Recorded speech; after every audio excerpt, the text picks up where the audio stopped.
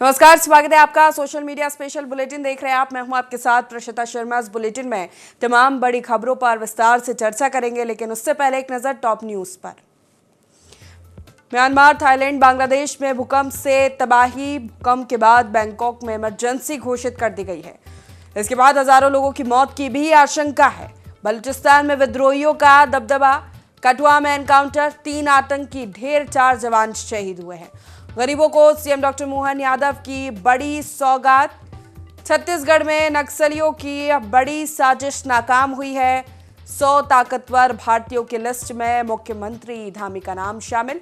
उत्तराखंड के नए मुख्य सचिव बने आनंद वर्धन।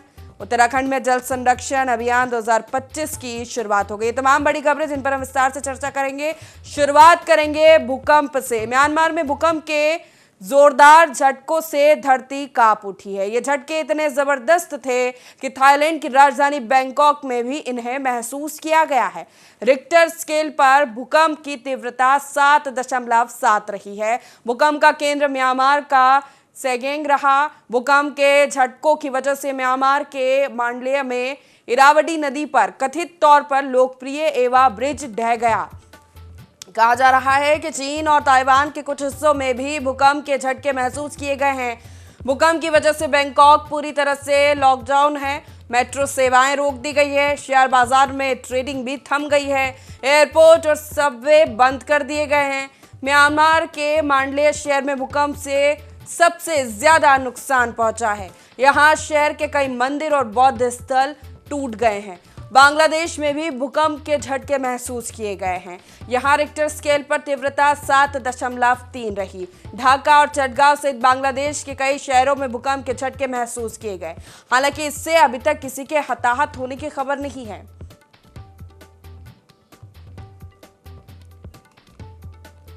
कहां तक असर हुआ है? म्यांमार, थाईलैंड, बांग्लादेश, भारत और दक्षिण पश्चिम चीन समेत 5 देशों में यह असर देखा गया। यहाँ के कई इलाकों में तेज झटके महसूस किए गए हैं। भारत में कोलकाता, इम्फाल, मेघालय और ईस्ट चिकागो हिल में इसके झटके महसूस किए गए। बांग्लादेश में ढाका, चटगांव समेत कई हिस्सों में 7.3 तीव्रता के झटके आए। म्यांमार में 12 मिनट बाद फिर 6.4 तीव्रता का ऑफर शॉक आया। अगर नुकसान की बात करें तो अब इसके बारे में स्पष्ट जानकारी नहीं मिल पा रही है। थाई सरकार एक आपातकालीन बैठक ले रही है। बैंकॉक में इमारतें क्षतिग्रस्त हुई है। म्यांमार की राजधानी नेपिदा में सड़कें टूट गई हैं। म्यांमार, थाईलैंड, बांग्लादेश में भूकंप से तबाही है। 7.7 तीव्रता। इमारतें, जमींदोज, सड़कों पर बड़ी बड़ी दरारें पड़ गई है। लोग घरों से बाहर निकल चुके हैं। बैंकॉक में टावर जमींदोज हो गया है, जबकि दर्जनों लोग लापता बताए जा रहे हैं। यूएसजीएस का कहना है कि हजारों लोगों के मरने की आशंका भी है। मेघालय के गारो हिल्स में भी 4.0 तीव्रता का भूकंप का झटका महसूस किया गया। सोशल मीडिया पर कई वीडियो वायरल हो रहे हैं, जिनमें बड़ी बड़ी इमारतों को भूकंप के झटकों की वजह से हिलते देखा जा सकता है। कई इमारतें झुक गई हैं तो कई जमींदोज हो चुकी हैं। आपको बता दें, बैंकॉक में अंडर कंस्ट्रक्शन इमारत गिरने से 43 लोग दबे और इसका असर भारत में, थाईलैंड में, बांग्लादेश में यानी कि चीन तक कई देशों में देखा गया है। ये सोशल मीडिया पर वीडियोस काफी तेजी से वायरल हो रहे हैं और तस्वीरों में आप देख सकते हैं किस तरह से बड़ी बड़ी इमारतें ताश के पत्तों की तरह गिरती हुई नजर आ रही है। लोग अपनी जान बचाने के लिए घरों से बाहर आ चुके हैं। एयरपोर्ट तक की सेवाएं बंद कर दी गई है। मेट्रो बंद कर दिए गए हैं। बस लोग इधर उधर हो रहे हैं ताकि उनकी जान बच सके। कई बिल्डिंगों में लोगों के दबे होने की भी आशंका है। हालांकि इन झटकों से शहरों को कितना नुकसान हुआ है या कितनी जनहानि हुई है, इसकी स्पष्ट जानकारी अब तक नहीं मिल पाई है।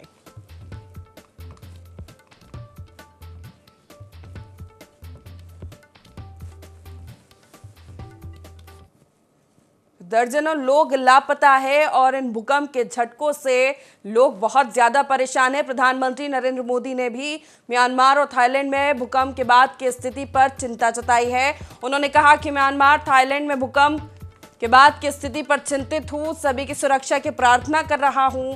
भारत हर संभव सहायता के लिए तैयार है। हमने इस संबंध में प्रशासन को सतर्क रहने को कहा है। इसके साथ ही विदेश मंत्रालय से कहा है कि वे म्यांमार और थाईलैंड की सरकारों के संपर्क में रहे, सभी के सुरक्षित होने की कामना।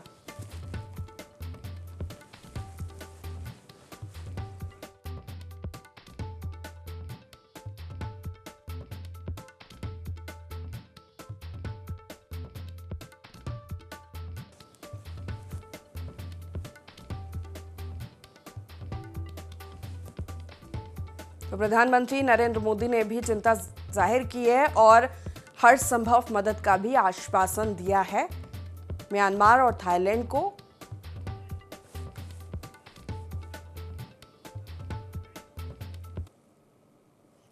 चलिए खबरों में आगे बढ़ेंगे। पाकिस्तान के लिए उसका सबसे बड़ा प्रांत बलूचिस्तान गले की फांस बनता जा रहा है। कभी इस्लामाबाद के हुक्मरानों की जिम्मेदारी समझे जाने वाले इस प्रांत में अब बलूच विद्रोहियों का दबदबा है। जमीनी हकीकत यह है कि बलूचिस्तान में पाकिस्तानी सेना की पकड़ अब राजधानी क्वेटा के इर्द गिर्द ही सिमट कर रह गई है। बलूचिस्तान की सड़कों पर अब बलूच लड़ाकों का सिक्का चल रहा है। हालात ये है कि अंतर्राष्ट्रीय रेड क्रॉस को अब इस इलाके में कदम रखने के लिए बलूच लड़ाकों से मंजूरी लेनी पड़ती है। सीपेक में काम कर रहे चीनी श्रमिकों को सुरक्षित स्थानों पर भेजा गया है। उन्हें कहा गया है कि वे ग्वादर से बाहर न निकलें। यह दूसरी बार है जब पाकिस्तान को अपने किसी प्रांत में इतनी बड़ी बगावत झेलनी पड़ रही है। इससे पहले ऐसी हालत 2000-2010 के बीच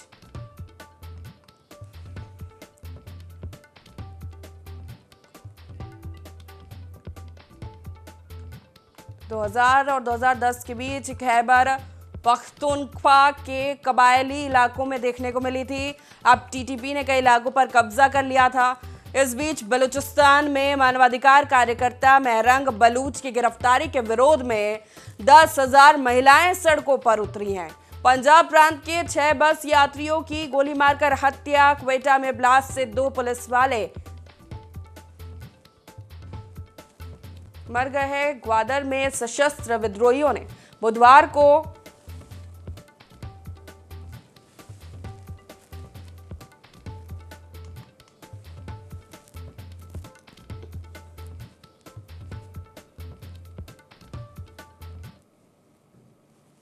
आगे बढ़ेंगे। प्रतिष्ठित समाचार पत्र ने 100 सर्वाधिक ताकतवर भारतीय हस्तियों की लिस्ट जारी की है, जिसमें उत्तराखंड के मुख्यमंत्री पुष्कर सिंह धामी को 32वीं रैंक हासिल हुई है। इस लिस्ट में मुख्यमंत्री धामी बीते साल 61वें स्थान पर थे।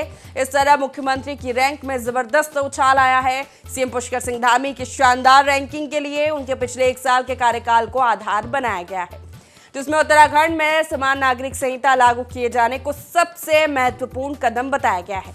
इसी के साथ राष्ट्रीय खेलों के जरिए उत्तराखंड में पर्यावरण गतिविधियों को बढ़ावा देने के लिए मुख्यमंत्री पुष्कर सिंह धामी के नेतृत्व की तारीफ की गई है।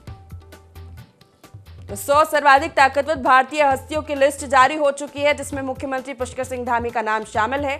32वीं रैंक उन्होंने हासिल की है। बीते साल की अगर बात करें तो 61वें स्थान पर थे सीएम धामी, लेकिन पिछले 1 साल के उनके कार्यकाल को देखकर ये एक बड़ी छलांग 61वें से 32वें रैंक हासिल की है पुष्कर सिंह धामी ने।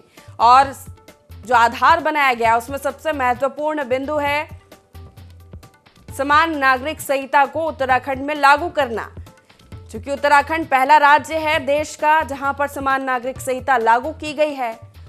इसको भी ध्यान में रखते हुए ये रैंक 32वीं पुष्कर सिंह धामी को मिली है।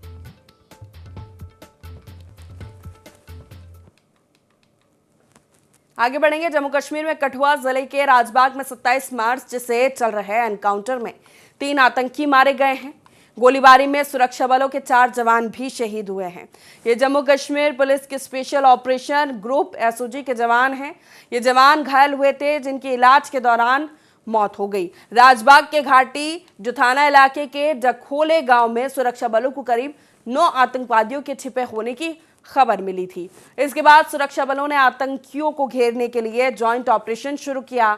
आतंकी जैश ए मोहम्मद के प्रॉक्सी संगठन पीपुल्स एंटी फासिस्ट फ्रंट से जुड़े हैं। कठुआ में एनकाउंटर 3 आतंकी ढेर हुए हैं। हालांकि इसमें 4 जवान के शहीद होने की भी खबर है। पीपल्स एंटी फासिस्ट फ्रंट ने इसकी जिम्मेदारी ली है। एसओजी के जवान इस मुठभेड़ में शहीद हुए हैं।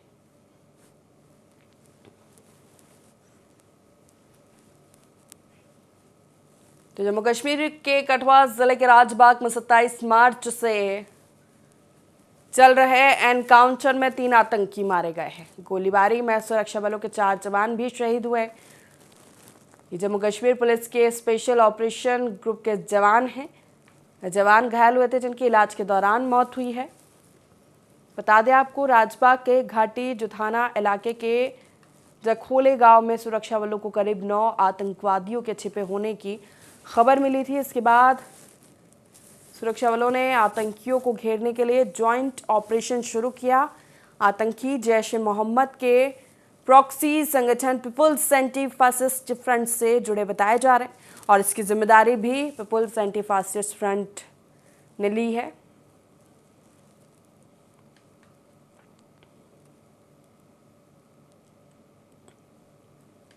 एसओजी के जवान घायल हुए हैं। एनकाउंटर में 3 आतंकी मार गिराए गए हैं। पीपल्स एंटी फासिस्ट फ्रंट ने इस पूरे एनकाउंटर की जिम्मेदारी भी ली है।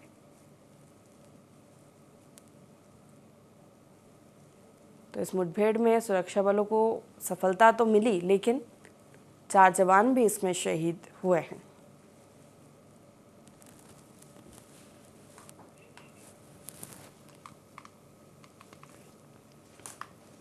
ब्रिटेन में विपक्षी कंजर्वेटिव पार्टी के सांसद बॉब ब्लैकमैन ने ब्रिटेन सरकार से 1919 के जलियांवाला बाग हत्याकांड के लिए भारत के लोगों से औपचारिक तौर पर माफी मांगने को कहा है। तो यूके सांसद ने भारत से माफी मांगने को कहा है।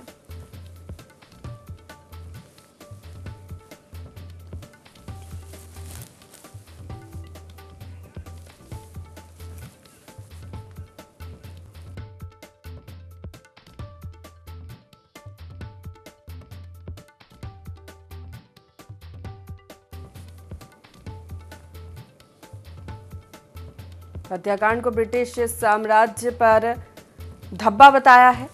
उन्होंने संसद में कहा कि ब्रिटिश सरकार को 13 अप्रैल से पहले माफी मांगनी चाहिए। ब्रिटिश सांसद ब्लैकमैन ने अपने भाषण का एक वीडियो सोशल मीडिया पर भी शेयर किया है। ब्लैकमैन ने अपने भाषण में कहा कि जलियांवाला हत्याकांड ब्रिटिश साम्राज्य पर एक धब्बा है। इसमें 1500 लोग मारे गए थे और 1200 लोग घायल हुए थे। आखिरकार ब्रिटिश साम्राज्य पर हस्ताक्षर के लिए जनरल डायर को बदनाम किया गया।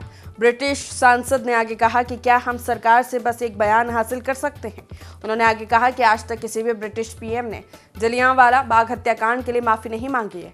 हालांकि कई ब्रिटिश नेताओं ने समय समय पर इसके लिए खेद जाहिर जरूर किया है।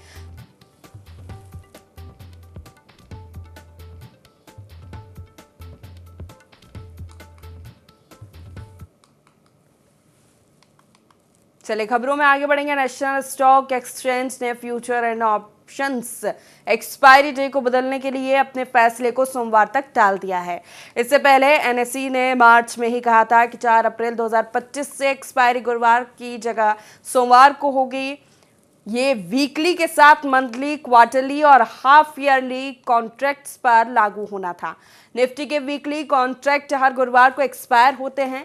वहीं Nifty, Bank Nifty, Fin Nifty, Nifty Midcap, Select और निफ्टी नेक्स्ट 50 के एफओ कॉन्ट्रैक्ट्स की मंथली एक्सपायरी अंतिम गुरुवार को होती है। मंथली और तिमाही एक्सपायरी दिन एक्सपायरी महीने के अंतिम सोमवार को ट्रांसफर किए जाने थे। एनएसई का यह फैसला भारतीय प्रतिभूति और विनियम बोर्ड के परामर्श पत्र के बाद आया है। सेबी ने प्रस्ताव दिया है कि सभी स्टॉक एक्सचेंजों में इक्विटी डेरिवेटिव्स के लिए एक्सपायरी के दिनों का एक मानक बना दिया जाए। इन्हें मंगलवार या गुरुवार तक सीमित किया जाए। सेबी के कंसल्टेशन पेपर के मुताबिक हर एक एक्सचेंज को अपने सभी डेरिवेटिव्स कॉन्ट्रैक्ट्स के लिए मंगलवार या गुरुवार में से किसी एक दिन को चुनना होगा। हर एक एक्सचेंज अपने चुने हुए दिन पर केवल एक बेंचमार्क इंडेक्स कॉन्ट्रैक्ट के लिए वीकली एक्सपायरी ऑफर कर सकता है। बाकी सभी कॉन्ट्रैक्ट एक्सचेंज के चुने हुए दिन के अनुसार महीने के अंतिम मंगलवार या अंतिम गुरुवार को एक्सपायर होंगे।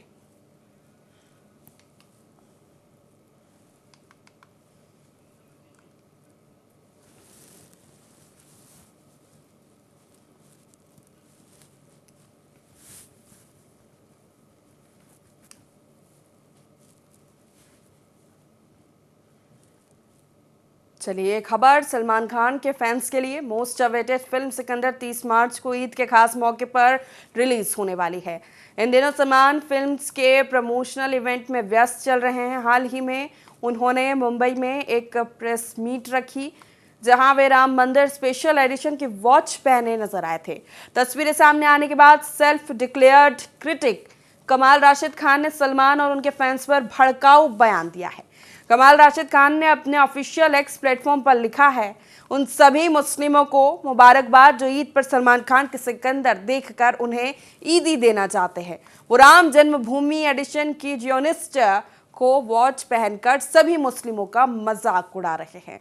इसके सभी मुस्लिम फैंस बेशर्म हैं। सलमान खान ने प्रेस कॉन्फ्रेंस में बताया कि राम मंदिर एडिशन की एक खास वॉच उन्हें मां और बहन ने तोहफे में दी है। इस घड़ी में अयोध्या राम मंदिर के साथ भगवान राम और हनुमान जी की तस्वीर है।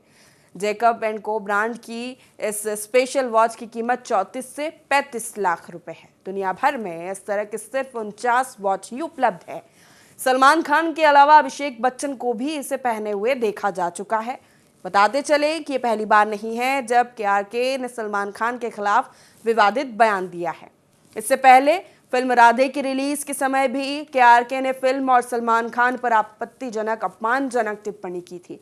इसके बाद सलमान खान की लीगल टीम ने उनके खिलाफ मानहानि का मुकदमा भी दायर किया था। आपको बता दें कि सलमान खान और रश्मिका मंदाना स्टारर फिल्म सिकंदर 30 मार्च को सिनेमाघरों में दस्तक देने जा रही है। तो सलमान खान की इस घड़ी को लेकर अब विवाद हो रहा है। केआरके ने एक अपमानजनक टिप्पणी फिर से कर दी है और फैंस सलमान खान के फैंस को लेकर कहा है। हालांकि ये स्पेशल एडिशन वॉच है। घड़ी में भगवान राम और हनुमान जी की तस्वीर है। राम मंदिर की तस्वीर बनी है। इस घड़ी की कीमत 35 लाख रुपए बताई जा रही है और सलमान खान ने कहा है कि ये घड़ी उन्हें उनकी मां और बहन ने तोहफे में दी है।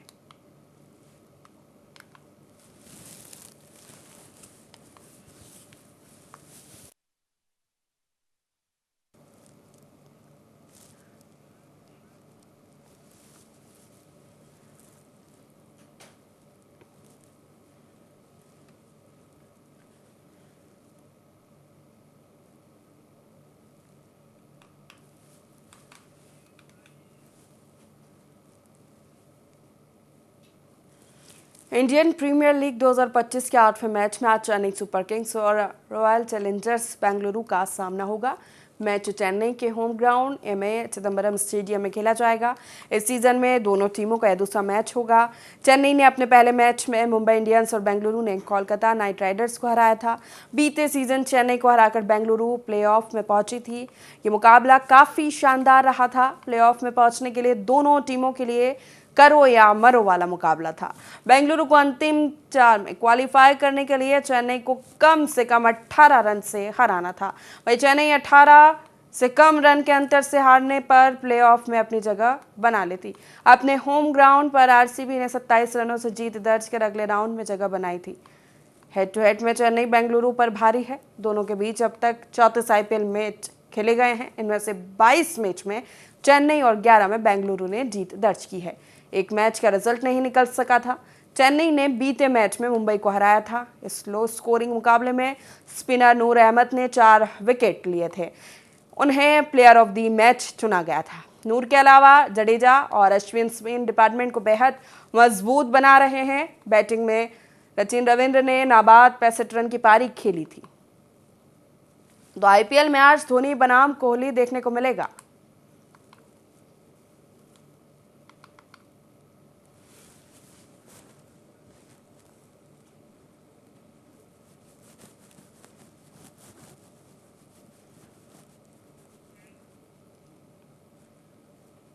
आगे बढ़ेंगे। ऋतिक रोशन फिल्म क्रिश 4 से डायरेक्शन में कदम रखने जा रहे हैं। इस बात का ऐलान खुद उनके पिता राकेश रोशन ने सोशल मीडिया पर किया है। उन्होंने कहा कि वे अब निर्देशन की जिम्मेदारी अपने बेटे ऋतिक को सौंप रहे हैं।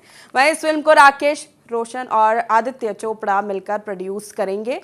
क्रिश 4 का डायरेक्शन करेंगे ऋतिक रोशन। रोशन ने अपने इंस्टाग्राम पर ऋतिक रोशन के साथ एक फोटो भी शेयर की। इसके कैप्शन में उन्होंने लिखा कि 25 साल पहले मैंने तुम्हें एक एक्टर के तौर पर लॉन्च किया था और आज 25 साल बाद मैं तुम्हें एक निर्देशक के रूप में लॉन्च करने जा रहा हूं। इसके अलावा ट्रेड एनालिस्ट तरण आदर्श ने भी सोशल मीडिया पर एक पोस्ट शेयर करते हुए पुष्टि की कि ऋतिक रोशन डायरेक्शन में डेब्यू करने जा रहे हैं। वे अपनी फिल्म क्रिश 4 के साथ निर्देशन में कदम रखेंगे। इस फिल्म को आदित्य चोपड़ा और राकेश रोशन प्रोड्यूस करने वाले हैं। राकेश रोशन ने कहा, मैं क्रिश 4 के निर्देशन की कमान अपने बेटे ऋतिक रोशन को सौंप रहा हूं, जिन्होंने इस फ्रेंचाइजी की शुरुआत से ही मेरे साथ इसे जिया है, महसूस किया है और इसके सपने देखे हैं। ऋतिक के पास क्रिश की यात्रा को दशकों तक दर्शकों के साथ आगे ले जाने का एक विजन है। मुझे ये देखकर बहुत गर्व हो रहा है कि वे एक ऐसी फिल्म के लिए डायरेक्टर बनने जा रहे हैं जो हमारे लिए एक परिवार के रूप में बहुत मायने रखती है। राकेश रोशन ने आगे कहा, क्रिश 4 को आदित्य चोपड़ा प्रोड्यूस करेंगे। मुझे बहुत खुशी है कि उन्होंने ऋतिक के निर्देशन में आने के लिए हामी भरी।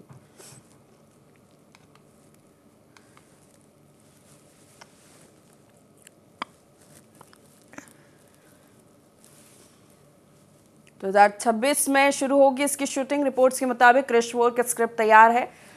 इसके प्री प्रोडक्शन का काम जोरों पर चल रहा है। अगले साल 2026 की शुरुआत में फिल्म की शूटिंग शुरू हो जाएगी। तो पिता के नक्शे कदम पर अब ऋतिक आगे बढ़ने वाले हैं। पहले एक्टर और अब डायरेक्टर के तौर पर हमें नजर आएंगे। क्रिश 4 का डायरेक्शन करेंगे ऋतिक रोशन। इसकी आधिकारिक घोषणा और पुष्टि भी हो चुकी है। 2026 से इस फिल्म की शूटिंग शुरू होगी।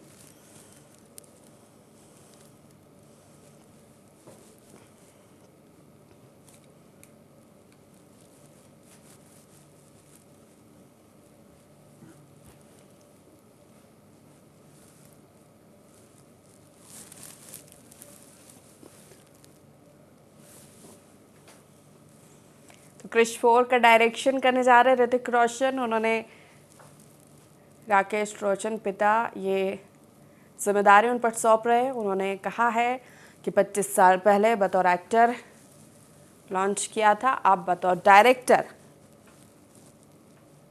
ऋतिक इस फिल्म का डायरेक्शन करने वाले हैं।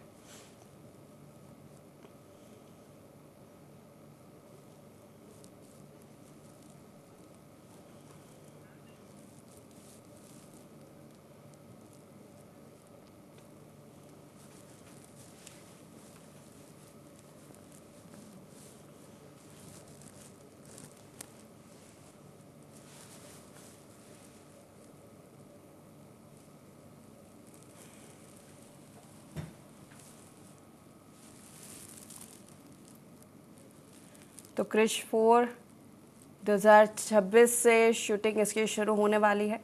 स्क्रिप्ट तैयार हो चुकी है।